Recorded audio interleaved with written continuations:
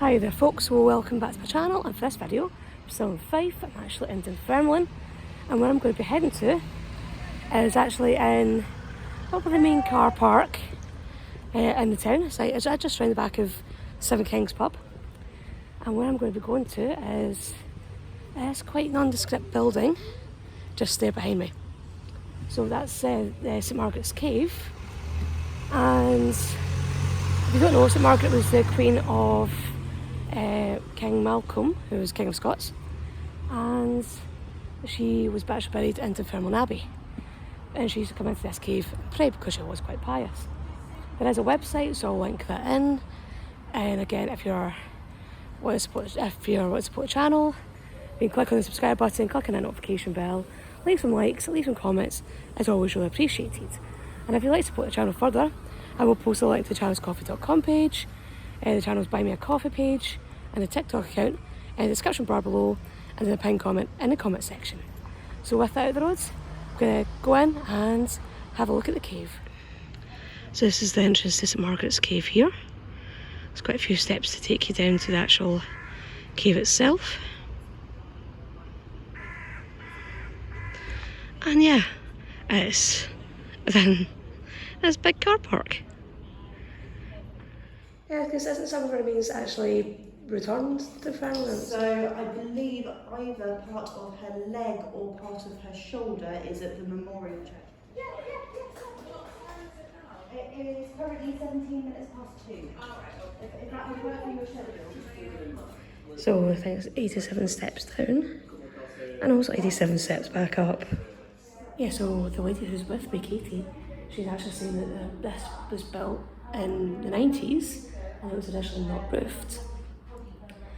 And there was I think there must have been an entrance before that as well, but kept getting vandalised, so they put this around it in order to try and protect it. So we've got some information in the walls here of Margaret herself, and some of the sites that are associated with her in Scotland. So we'll be heading down in just a moment and having a look at the cave.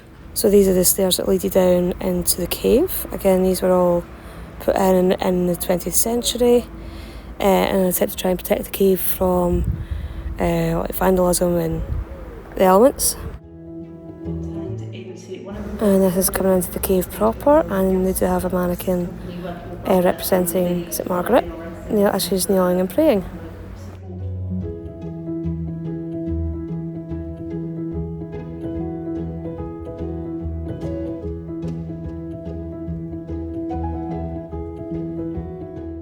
So it is guessed that this wee nook would be an altar or a wee shrine, and there probably would have been something sitting within this little cut out bit in the stone.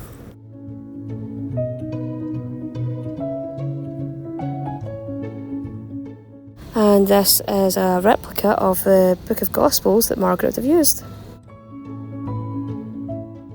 And there are information boards all along the length of the stairs down to the cave that you can stop off at and read and take all information in and learn a bit more about St Margaret.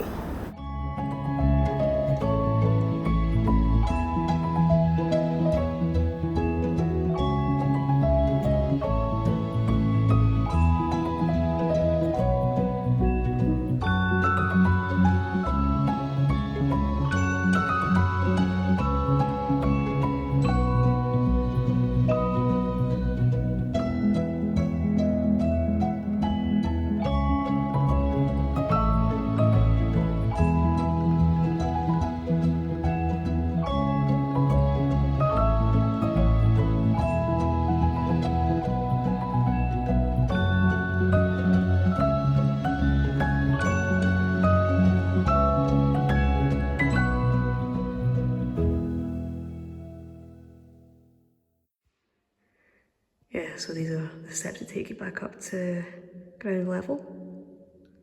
You can just hear the echo.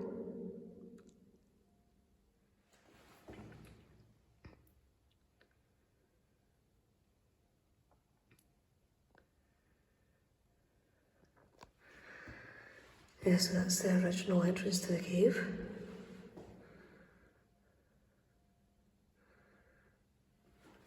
And this gives you an idea of where the cave was. So all of that there now, that's car parks, car parking spaces, and that's where the cave is.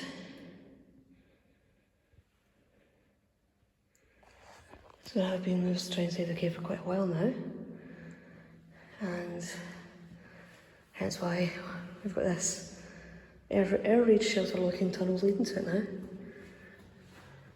So to have a lot of information about Queen Margaret up on the walls, so you can spend your time reading all that information. A wee interesting fact, everyone knows that St Andrew is Scotland's patron saint, but St Margaret is also Scotland's patron saint. We've got two. So we've got St Andrew and we've got St Margaret. So at least with St Margaret, she actually set foot on Scottish soil while she was still alive.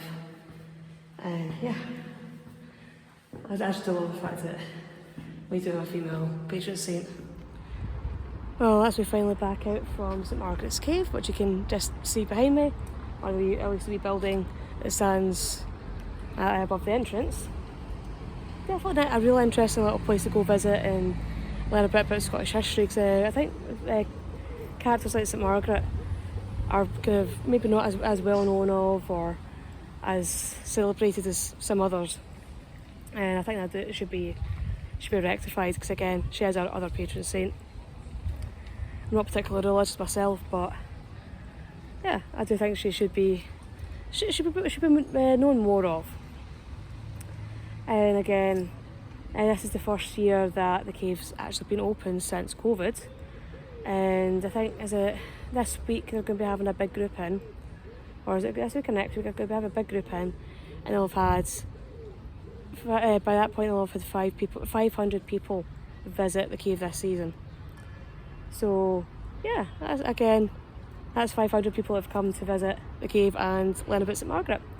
So hopefully you'll find this video interesting. Hopefully if you are coming and exploring Fife and you're coming to Dunfermline, as well as visiting the Abbey, you'll come down here and visit the cave as well. And again, I would recommend, if you are wanting to come and visit the cave, try and contact the library and book in with them in order to get booked on one of the tours. So again, if you're coming to visit, book yourself on a tour. Hopefully you'll have enjoyed this video, and I'll see you all in the next one. Bye bye.